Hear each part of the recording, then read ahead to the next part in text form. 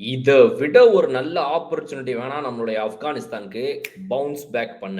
Try nation series முடிஞ்ச நிலைமையில ஆப்கானிஸ்தான் ஃபைனல்ஸ்ல போய் பாகிஸ்தான் கிட்ட தோத்து போனது எல்லாருக்குமே தெரியும். பட் ஆனா இந்த ட்ரை நேஷன் சீரிஸ் முடிஞ்சு ஃபைனலோடைய அடிப்பட்ட ஒரு நாள் கேப்புக்கு அப்புறம் மீண்டும் அவங்களுக்கு இன்னொரு ஒரு முதல் டோர்னமெண்ட்டுடைய மேட்ச் ஆரம்பிக்குது. எஸ், ஏசியா கப் 2025 உடைய முதல் மேட்சுக்கும் இந்த ஃபைனல்ஸ் தோத்து போன இந்த மேட்சுக்கும் நடுவுல ஒரே ஒரு நாள் கேப் தான் அதுல இருந்து ரிலீவ் ஆவறதுக்கு.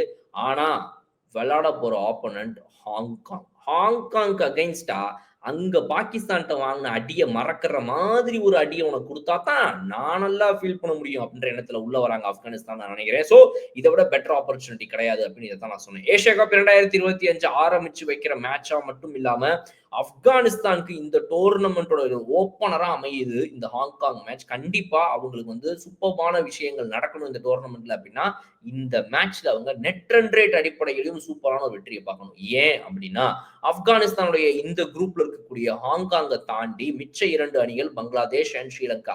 அந்த இரு மேட்சஸ் எப்படி போக போகுது ஆப்கானிஸ்தான் அப்படின்றது நமக்கு தெரியல. பட் ஆனா இந்த மேட்சை சூப்பர்பா அவங்க கேபிட்டலைஸ் பண்ணி யூஸ் பண்ணி அவங்களும் ஃபார்முக்கு வந்த மாதிரி இருக்கும். அதே நேரத்தில் டோர்னமெண்ட்ல ஒரு மிகப்பெரிய இம்பாக்ட் அவங்களும் கிரியேட் பண்றதுக்கான வாய்ப்புகள் அமையும்.